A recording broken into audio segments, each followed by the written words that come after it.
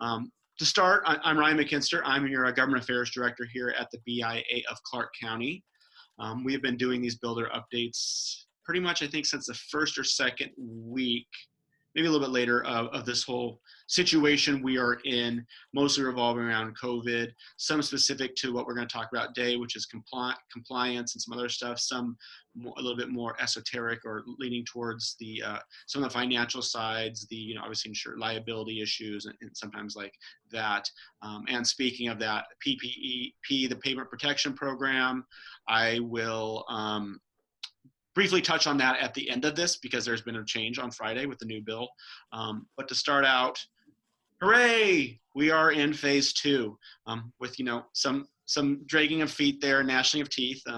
I first want to start out and say, just to let you guys know, there was a Herculean effort made by the council and especially Dr. Melnick with our Department of Health. He was supportive this whole time of us going back to work, and he is an expert in a lot of these issues. Obviously, he dealt with the measles outbreak and some other stuff, and he felt comfortable about us going back, but he was an advocate to the state. And I think a testament to his department is the reaction they had with the Firestone breakout. They had that recognized. I would say contained with all reasonable containments possible, almost right away. I think the efforts of his department and his staff and him himself is what allowed us to get to phase 2, and I think is what will allow us to continue operating even if we have hotspot outbreaks. So I just want to make sure up front, there's a lot of work, and a lot of what's happened is due to of the efforts of him and his staff and county staff on this. They've done a lot of work. And especially with the quick turnaround when they were told to resubmit, they turned around right away in a few days. So just want to put that out there first. So here we are, phase 2. Some of you may have seen this before. I did a similar presentation a few weeks ago, and then in addition, BIAW has done 2 roundtables or discussions, webinars regarding this issue, and a lot of this data is pulled from them, or this information is pulled from their presentation as well. But I can speak to some specific questions, and maybe this could lean into maybe a little bit more of a back and forth if you guys have specific questions. So let's get started, and I will share my screen again real quick so you guys can see what I'm talking about. All right, so here we are to start. Okay, basically, what's the new requirements, or what are you allowed to do to some extent? Let's start with that. First of all construction work is now authorized. If you have seen the Columbian article, it kind of describes some of this stuff as well. It doesn't have to be pre-contracted or pre-permitted. And just to preface this, here's the way to think of it. We are back to work as normal with a bunch of stuff we have to do, right? So for if you take away the safety requirements and some of those things, for jobs, what you can and can't do, we are back to normal construction. There are just certain hoops you have to jump through. So we are full normal construction, except you have certain hoops. Most of those are around PPE and some paperwork. And one of the big things as well is you can obviously do new projects, but anything closer than 6 feet, you are allowed to do. But obviously there are specific requirements regarding PPE for those type of activities, and that's decided by risk type, if it's medium or high risk, which we will get into in a little bit. What is new for under this phase, and we have a lot of documentation that's been removed, and I will get to that, but what right now one has been added as a job site hazard analysis. I will show you that sheet here in a minute. And basically it says and this is specific to COVID hazards. This is common practice for any of you that do commercial work. This is a common document that's required on commercial sites, usually around hazards, that we'd say more physical safety hazards. But you would have to recognize where hazards exist, medium and high risk for exposure. For example, the example I will give when we get there is if you have people sharing transportation to and from a site, and I'll go over that a little bit as an example when we get there. Still, this question has been asked because I will get to this, and if you look at the documentation provided by L&I, it pretty much refers to levels of risk, and the lowest level you don't need facial protection. However, on construction, part of us, at a minimum, we have to have some type of facial covering. There is no acceptable, no facial covering unless you're an individual on a site by yourself. So just to make sure you guys all know that we have a minimum level of facial covering required, and that ramps up depending on the level of risk, which we'll get into. Like I said, if only one person is on the job site, they are exempt. In addition to that, this question was asked, and this was a big one previously under phase one. If someone's working in equipment, assuming, yeah, you're grading a site, for development or something, and you've got people all over the site, but you have a person in, a cat or 980 or something like that. If they're in a contained place, like a cab of a car by themselves or a truck, or they are in a contained, earth moving equipment like a cat or something like that, that is considered one workspace. And so they are actually exempt from wearing facial coverings as long as they're in that space by themselves. Of course, if they get out of their equipment, go on site, as soon as they're out of their equipment, they are considered on site and they must wear facial coverings. I know this was one, and kind of a standard practice. This was a guidance we'd been given before, but it hadn't been written down. Now it's actually written down that this is acceptable.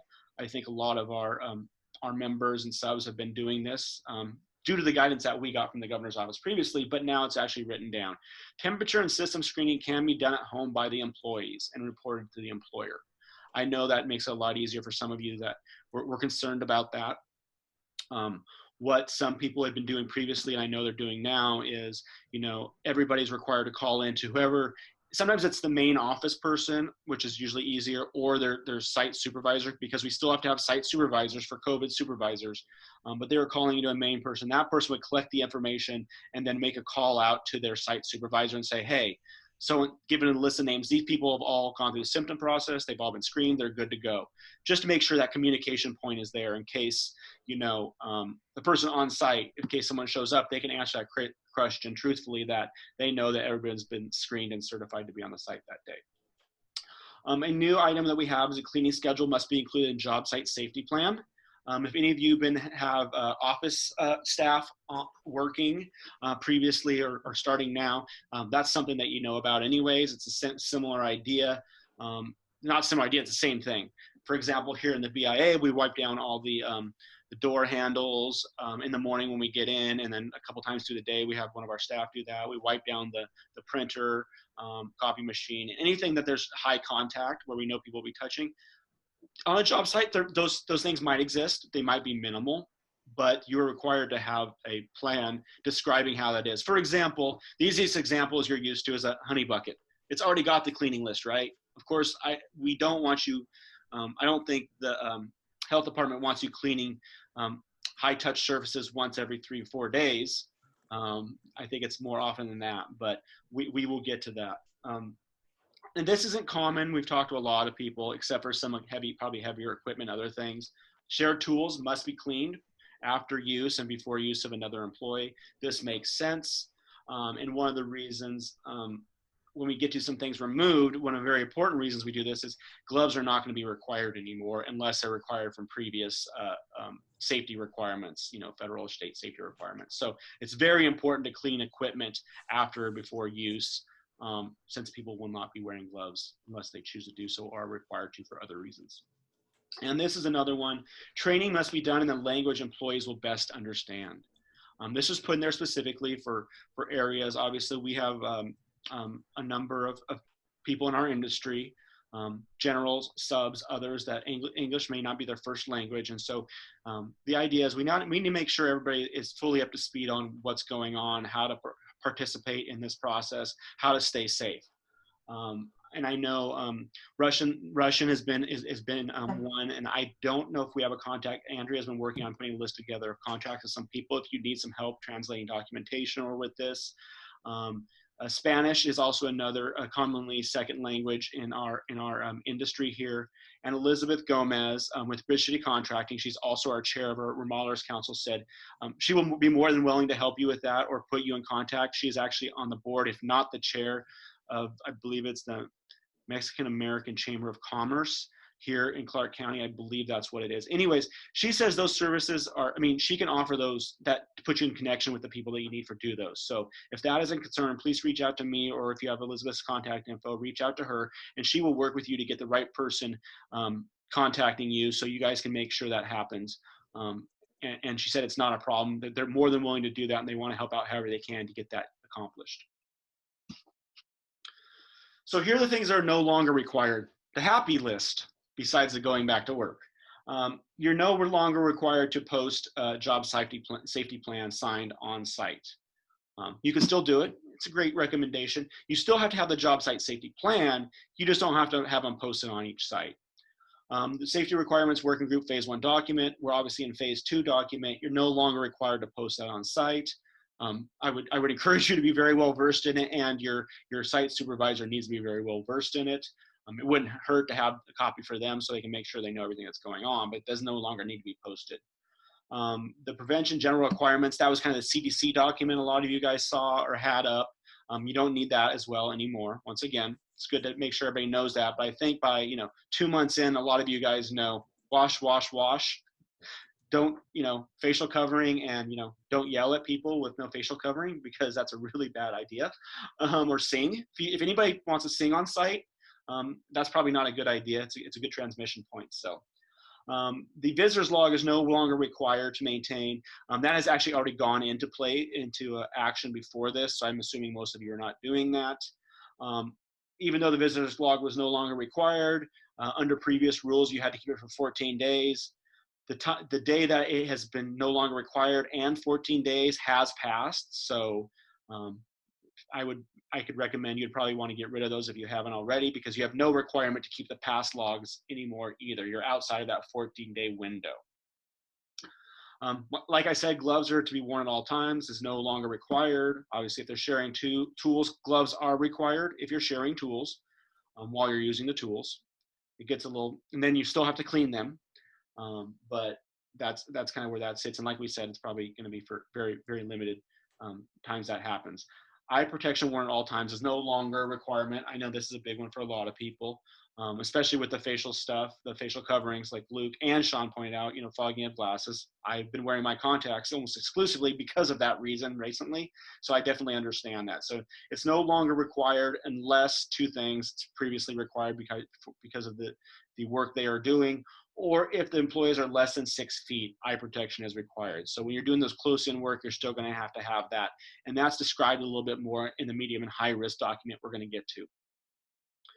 There was recommendations that no more than 2 or more contractors on the site simultaneously, the one contractor rule. That guidance is no longer in this document.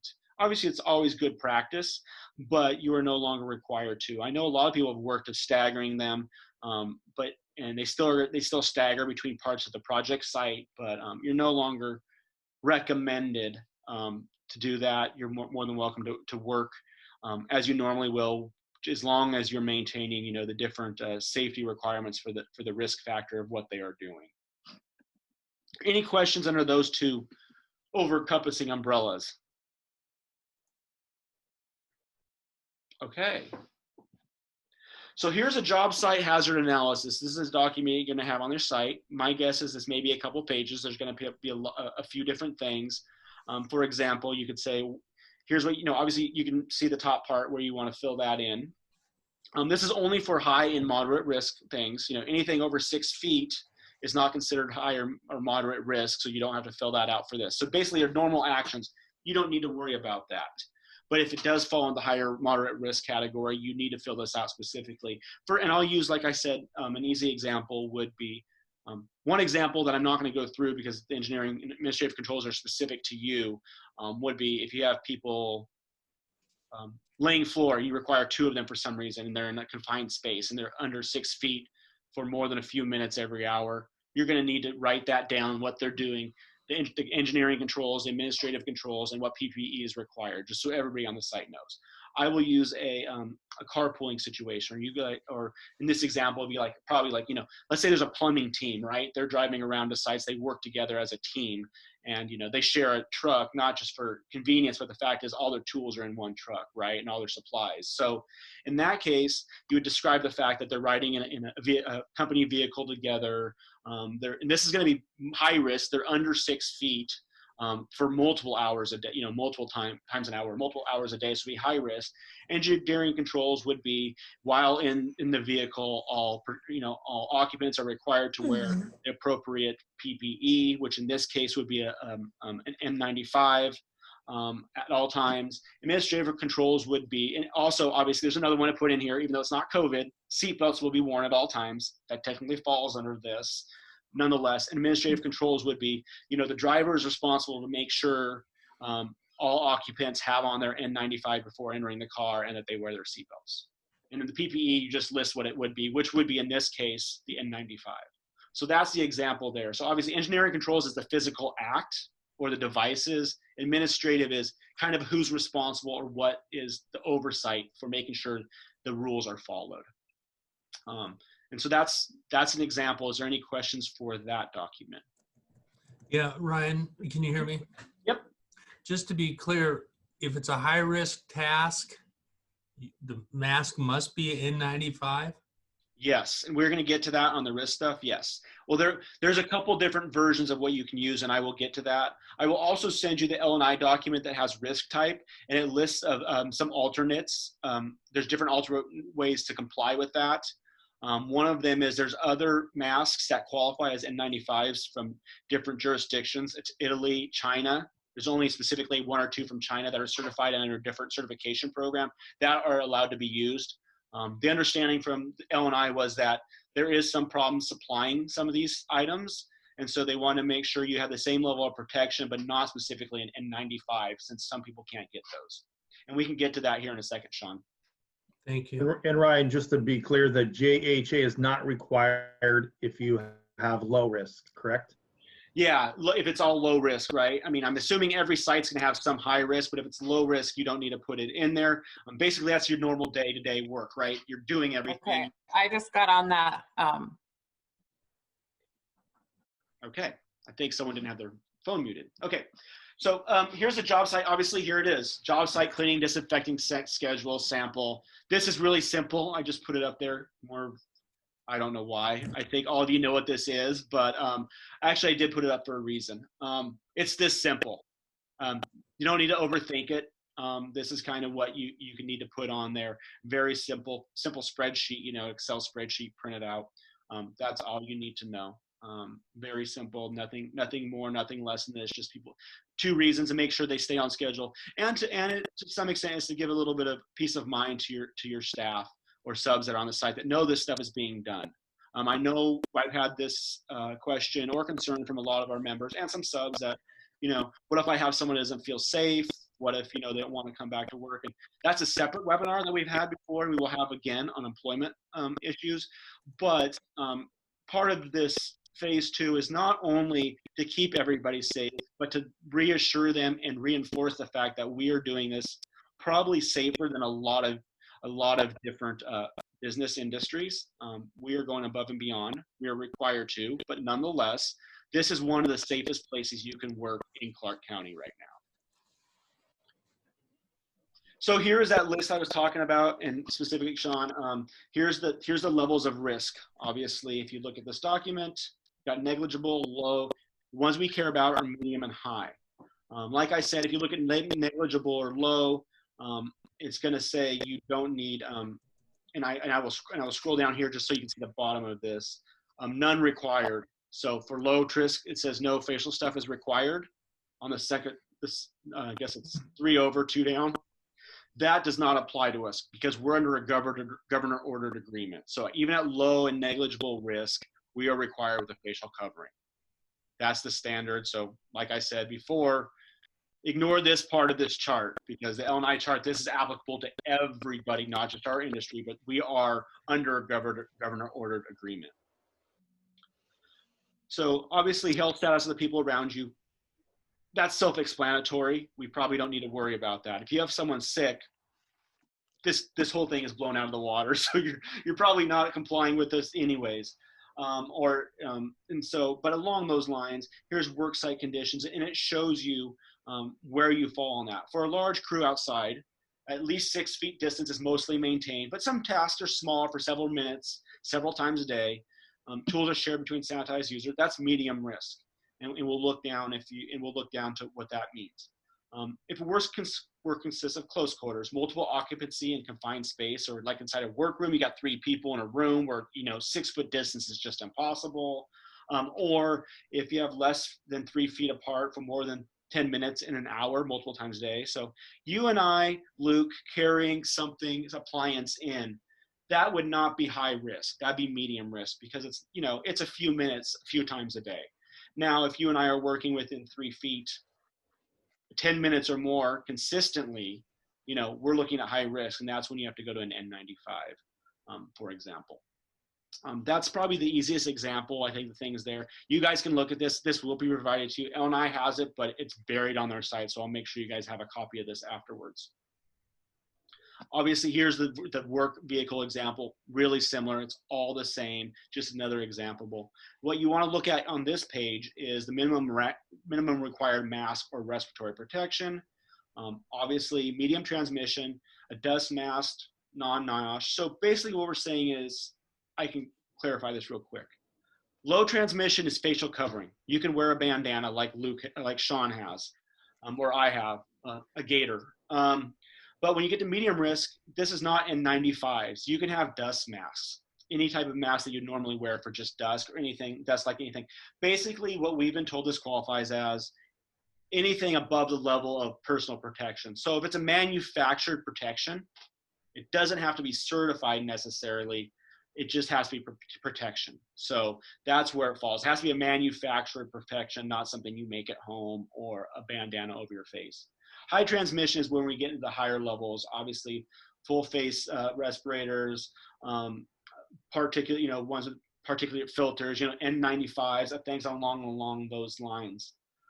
Extremely high risk, that for the most part, we don't deal with that, except for maybe if the people in a work vehicle all day long. And then you get very high levels required. And if you look at this, there's or PPP controls or PPE, and there's 3 asterisks. I did not include this here because there's a short list of, like I mentioned, other ways to comply. Obviously, masks that are certified under different certification protocols that are allowed by L&I, and a couple other things you can do as well. One of these that qualifies is a full face shield. Rather than having, breathing apparatus, if you had a full face shield, that is one of them, I believe, for medium risk that is allowable. So there is a couple of these different ways to achieve this for specific things. Obviously, it's an effort, and as some of you pointed out, it's difficult wearing masks while you're doing the jobs, but some of these allow you a little bit of leeway to customize it to with a mask type, depending on what you're doing. So hopefully that will help you out and to help you comply consistently. And that is basically my little rundown of the high level of phase 2 that you guys are under. The whole intent of most of these is to answer questions if you have those, because I think that's where I can do a little bit better. If there are any questions. Hey, Ryan, Caleb here with New Tradition. Mm-hmm. Hey, Caleb.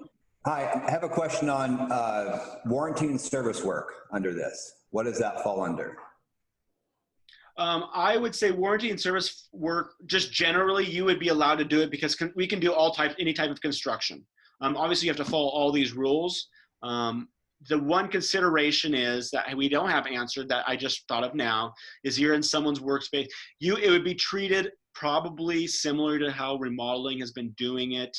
You would have to treat it as medium risk, I believe, or medium risk, because we will have to get, let me answer it this way, how I think, and I'll have to get clarification from Greg or Jan. I would say you probably have to treat that like for medium risk. You would medium risk at a minimum, maybe high risk, because when it's an occupied space, currently under phase 1, you have to maintain a 10-foot distance. So just with that logic, you would probably be considered high risk and have to wear an N95 while you're working in that space. Let me reach out and get an answer for you, and I will include it in the notes I send out to everybody afterwards. But I can tell you at a minimum, it would be considered medium transition no matter what you're doing in that space, because it's an occupied space. Okay, that makes sense. That's what we were thinking, is a dust mask for any work being done. I'm thinking that's most likely it. I don't know if it goes up to high transmission. I would say probably not, but I want to get clarification from Janet and Greg, because Greg's been, obviously working with the governor's office on this. Yeah. Thanks for that question. I didn't even think of that one. That's going to inform me because I'm going to be speaking to the remodelers as well about some of this stuff. So thank you very much for that. Yeah, you bet. I had a quick question too on, I don't know if you're going to get to it on main offices. Are they under the DOS document? Do they have specific other guidelines? Are they under the Safe Start documents? Yeah. Okay. Actually, thank you for asking for that. That was one of the questions. The next question I was going to throw out. I did not include it in the slides. There's a bunch of stuff for that as well. A lot of you've been operating under it. And so, but I wanted to make sure that there were some questions on it before I went into that. So yes, there are separate guidelines. I will include them with this email that goes out to all of you, specific to businesses, office spaces. Under phase 2, there are a lot of them that are the same as phase 1. For all of you guys, if you have an office, you've had some limited access or use for your office was allowed under the expanded phase 1. So those rules are pretty much in place. What this does under phase 2, it allows a little bit more ability to use office space. Some of the guidance, number 1, is if you can do it from home, you should still be doing it from home. The phase 2 mainly was designed around work and office space. If you have to have client contact, right? If your business requires client contact, or some part of your business, like a lot of you guys do for your office space, you meet with clients or they come in, this phase 2 opening was designed to allow that to happen. So if you qualified under phase 1 for limited, you're still fine there. But if you didn't and want to do it phase 2, your justification has to be that you need to have access to your customers. Along the lines with that come a few things. You've noticed I've got my mask on right now. I'm talking right now, but this will go back on. Now, and we're legally under phase 2, a couple things. You should post something in your window or your door letting people know what's required. They're required to wear masks. You have to ask them to wear a mask when they come into your space. Obviously, they are customers. We can't require them, but it's a good practice to have them do that and ask them to maintain 6 foot of distance. However, your staff are required to wear masks if they're in an occupied space, if anything less than 6 feet. Office spaces are considered occupied if there's more than one person, so you are required to wear a mask during those times. One consideration, unless you can separate them but like for example, your forward-facing people, right? They have to, when they're working with customers, you have to maintain 6 feet of distance if possible. And a way to work around that is to have a sneeze guard. A lot of places I've been into, and I think a lot of places, if you guys have been in retail or any other stuff, grocery stores, for example, they put up a little sneeze guard. I know there are some you can buy from some of our PPE purveyors that's listed on the BIA website. I know some of our members have made really, really simple ones with plexiglass and a small wooden holder. That's recommended, obviously, definitely for your front-facing staff, your first-line staff. But yeah, that question's been asked a couple times at BIAW webinars. And if you're in the office space, you are required to wear masks unless you're isolated by yourself. Pretty much similar as a job site.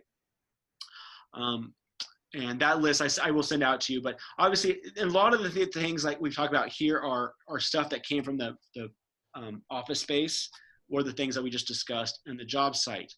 They don't have the breakdown for high and medium risk are the same, but you don't really have that as much in the office space. But the cleaning schedule is very, very important. You have to have that. For example, BIA, we have a cleaning schedule here.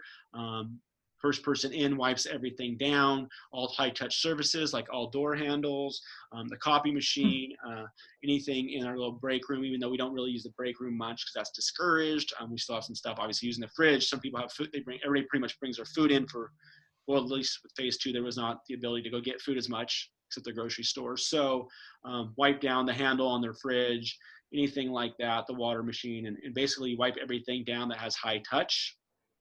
And you keep a record you don't keep a record of it, but you have a list just like the one I showed you previously. So that's kind of where that stands. I do want to point out one thing because I did receive this question. I'm not sure from who, but thank you for the question that was sent with your registration about, I think it might have been Sean, about your model homes. And can we start showing model homes now? Technically, you were already allowed to show model homes prior to this.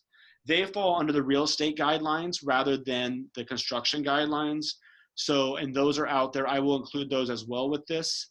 If you have specific questions about that, I would suggest contacting Ryan Davis with the Clark County Association of Realtors.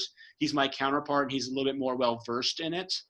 But there's specific things you have to follow when you are doing anything in the real estate transactions.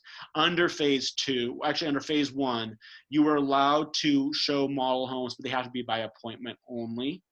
And basically it could be, you as the person showing, whether that's the real estate agent or wherever else, and then, your clients. That's it. You can't have anybody else in there. If you wanted to show finishes and you had a designer, it would have to be the designer and the clients. Your other staff could not be there. I have not reviewed phase 2 too much, but I think it's still pretty similar. I don't think phase 2 really expanded real estate, what they can do much, besides showing homes a little easier.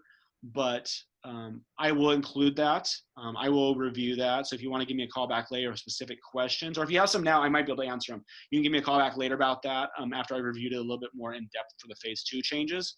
But like I said, Ryan Davis over at the Realtors is great at this, and he really has a handle on that more than I do. But I'm more than happy to look at it for you or reach out to him and get an answer if you need me to do that as well. I want to make sure you know that, yeah, you can show your model homes, but you're going to need to do it by appointment, kind of like how not retail does, but everything else does. And it's got to be very limited number of people. You can't have open houses. Let's just put it that way. Any other questions? Thank Okay, you. go ahead, Sean. No, I just said thank you for clarifying that. That's Thank you for the question. Our understanding as well. Yeah, and thank you for the question. I would have glossed over and forgot about it, but it's an important one. I get it at least twice, 2 or 3 times a week. So thank you. Any other questions from anybody online? Just a quick question on job site signage, Ryan. A lot of the signage went away, but what pieces are still required? For signage, I don't have that in front of me. I think, oops, sorry.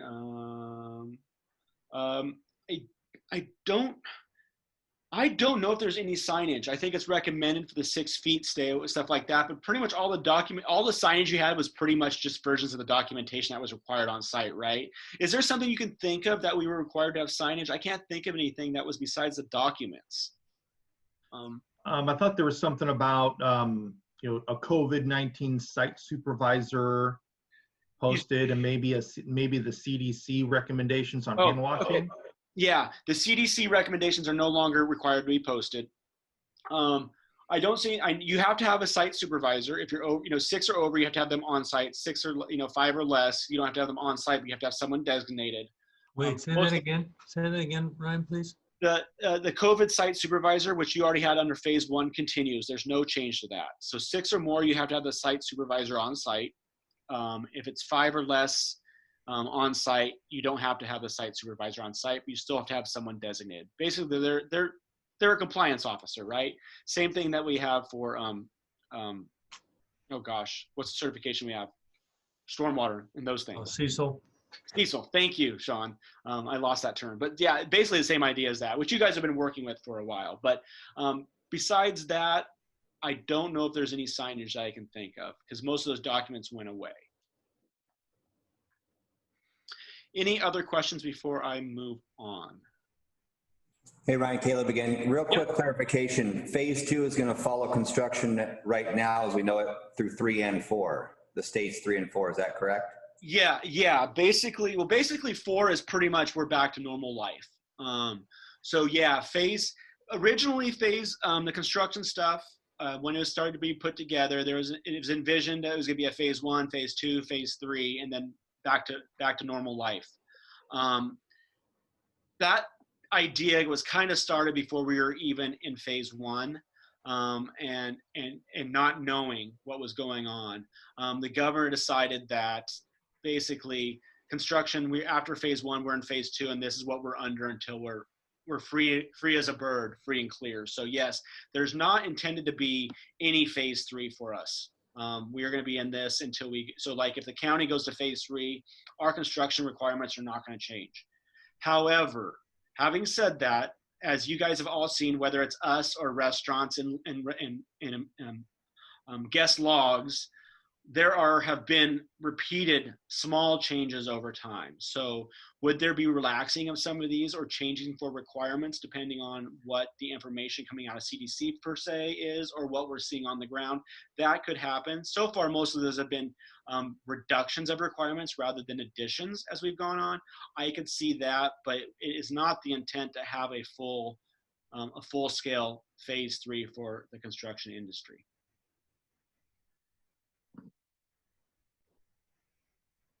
Any other questions before we talk about the PPP for those of you who are lucky enough to get it? No questions from us, Ryan. Thank you. Excellent. Okay. And like I said, if you have any questions, please email me. Just to give you a heads up, they're very helpful. I use those to answer. Oftentimes I include them in my future presentations, as well as our builder's brief. If you're not signed up for it, I recommend it. We've started that again. It goes out once a week, usually on Monday or Tuesday. And that has some of this information, some of my information about what I'm hearing from the jurisdictions and other stuff that's put forward by Andrea, as well as a list of upcoming events. So we've made it more concise than in the past, and it's fairly timely and accurate information. And so I'd recommend signing up for that. And I usually pull questions from these webinars and include them as Q&As on the bottom of that email. So the rest of the membership can see what we're doing and get their questions answered. Okay. Oops, wrong way. Okay, Paycheck Protection Program changes. I've got my little heading here. Better for business. I'm sure most of you are probably aware, or if you're not, Congress passed the Paycheck Protection Forgiveness Program update or something along those lines. I can't remember what title they gave it.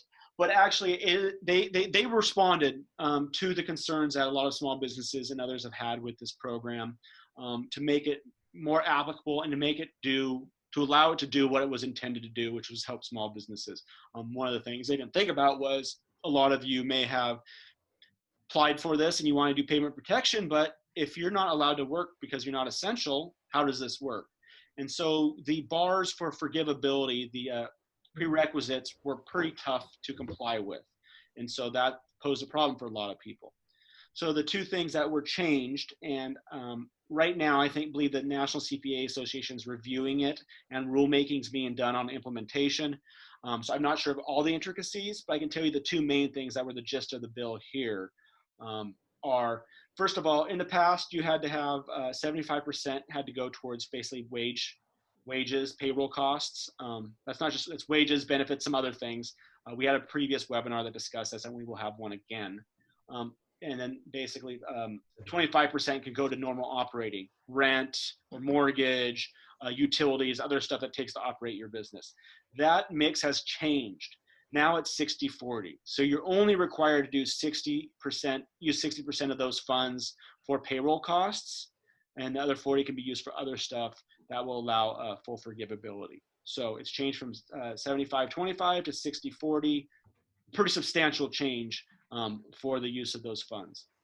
Another issue, especially when you're dealing with now that you're in phase 2 and some of you may have been essential, may not been essential, and you had concerns about, can I spend this money in time, right? You had an 8-week window.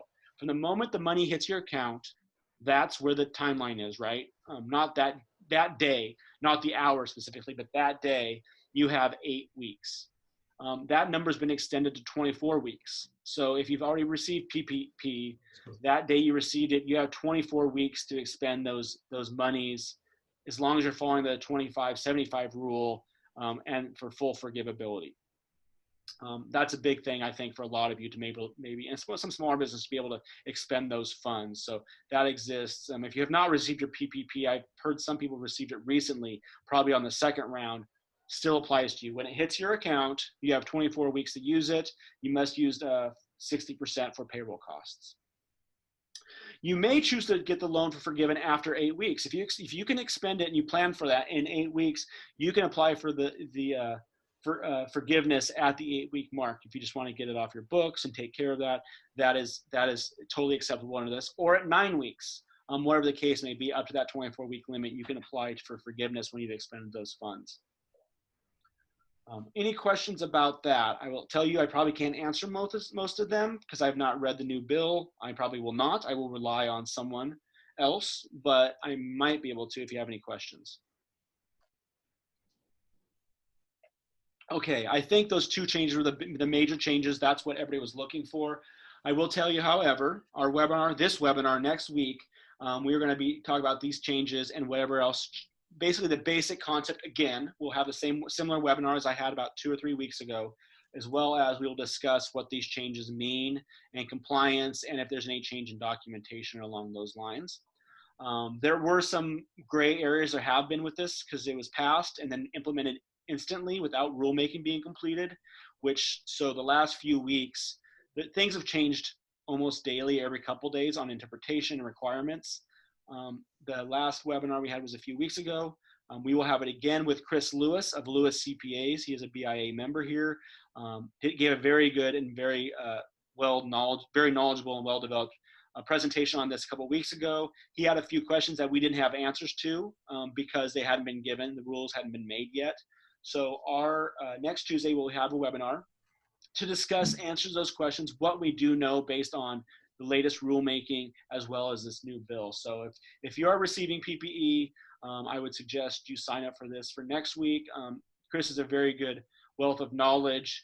I think the last webinar, I think he was only stumped on one question. That's just because the government hasn't issued any answer yet. So I'd recommend that. Any questions on this or anything else, not even PPP or not even phase 2 related? Are there any questions I can answer for anybody? Where do we find N95s? If you go to BIA, actually, if you go to BIA.com/COVID-19, there are 3 lists. I believe we have, I think Ferguson has, I don't know if they have any in stock. Ferguson was having a little bit of trouble for a while. Mallory Company, which was one of the first to work with us on this, they kept trying to up their orders. They were limited, but they do get thousands in a week. A lot of them, including by some of our members, have been pre-claimed, but I know they're working to increase that pipeline. They were looking at 2 new suppliers as of 2 or 3 weeks ago. I have not spoken to them. They may have more, as well as we have a PPP site that's BIA branded. We are working with a company that offers them. They are N95s. They're one of the ones I checked. They're actually, I believe they're Chinese ones, but they are called N95s. They are qualified under the alternative certification program that is allowed by LNI. So we have those. I'm not sure what our supply is. I know 2 weeks ago when we, after the first week of announcing it, I think they had about 5,000 or 6,000 in stock that week sitting there. I'm sure we went through them. I'm not sure what those numbers look like, but those are the 3 resources. I'd also suggest if those don't work, because we'd love to have you support our members first, you can look at biaw.org/COVID-19. Not only does that provide all the information about stuff we've talked about today, they have a list of resources there too that's a little bit more expansive. It obviously includes our members that are offering it, but they've got some more numbers there. And along those lines, as always, we are a resource for all this information on our website, /COVID-19. BIAW is as well. A little proud of this and our communications manager, I would say, and I boast about it every time, I would say our site is much easier to review for most of this information. It's organized better.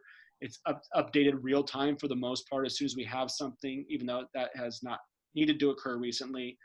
I would say your first look for answers, I would recommend going to our site. And it's not just because of ours. I believe Andrea's done a phenomenal job of making it easy to understand and staying on top of it through that and through our Facebook page. So if you're not a member of the Facebook group, whether the public facing page or the private page, I'd recommend that as well.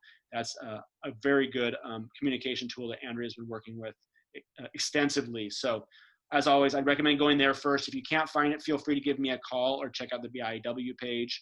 And then the governor's page as well for the actual documents that are required. BIAW offers, and we offer the documents required, but if you want to see the actual orders, some of them, and other information, if you go to the governor's page, there is an image on the front page and it says about compliance, I believe, or business compliance. You click on that and there is a list under phase 2 of every separate document by industry of what's required.